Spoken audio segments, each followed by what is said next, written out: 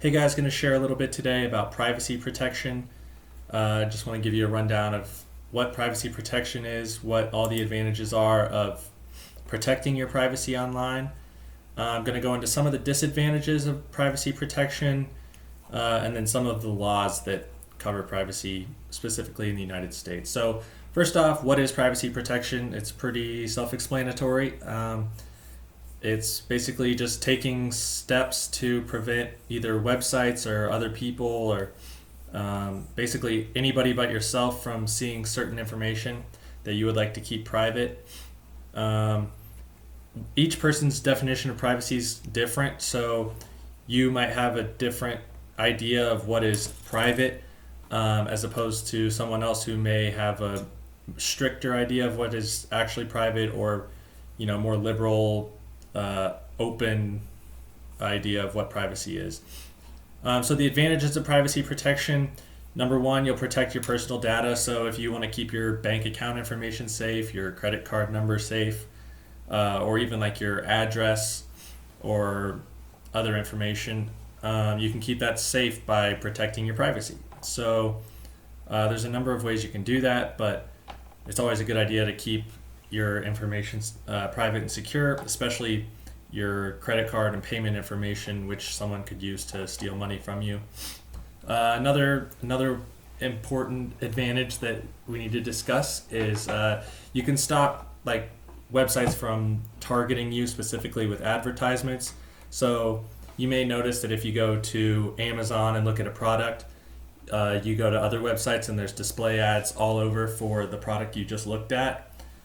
If you take certain steps to protect your privacy, you won't see these ads anymore, because either Amazon or whatever website you visited won't be able to see your identity, won't be able to leave tracking scripts on the pages you visit, so they won't be able to serve you retargeting ads on other websites that you go to. And then finally, you can protect your identity and your contact information. If you visit shady websites and they're asking for information like your email address or your phone number, you should probably avoid giving that to them. But also just taking extra steps to protect that information can keep people from spamming your email or just reaching out to you about things you aren't interested in. So some of the disadvantages to privacy protection: there's obviously some trade-offs when it comes to protecting your privacy. So first of all, some things like contextual advertisements might actually be kind of useful to you. So if you're interested in a certain product, some of the ads you see might be interested or related to that product, and maybe you like that. Some people just don't want to see ads at all, and some people would rather see ads that are related to things they're interested in. So if you're locking down your information, the ads you see might be a little less relevant. And then you're going to trade some convenience. So tools like Google obviously use information about the websites you've been to in the past and what kind of websites you're interested in, maybe your political leanings, maybe your demographic information. Without that, the information they can present you with is going to be a little less tailored to you specifically, but most privacy advocates are willing to make that trade-off and give up a little bit of convenience for the sake of protecting their information. And then finally, there's quite a few laws that apply to privacy in the United States, but the three I'm going to go into are the Electric Communications Privacy Act of 1986, the Health Insurance Portability and Accountability Act of 1996, and the Children's Online Privacy Protection Act of 1998. So you might notice that these laws are all more than 20 years old.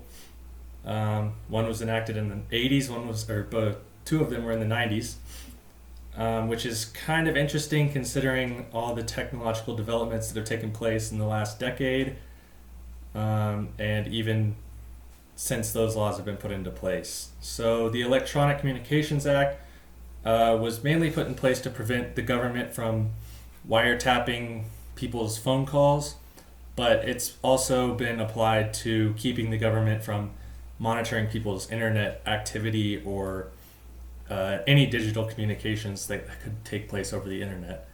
And then HIPAA was put into place to create kind of standards for how businesses and healthcare companies handle people's information, especially health records, because prior to this there wasn't really a standardized method or even laws that specifically detailed how careful companies needed to be with your information. So HIPAA protects that and creates standards so that your information just isn't all over the place. And then finally is the Children's Online Privacy Protection Act. You may notice that some websites you go to, they'll ask if you're 13 years old.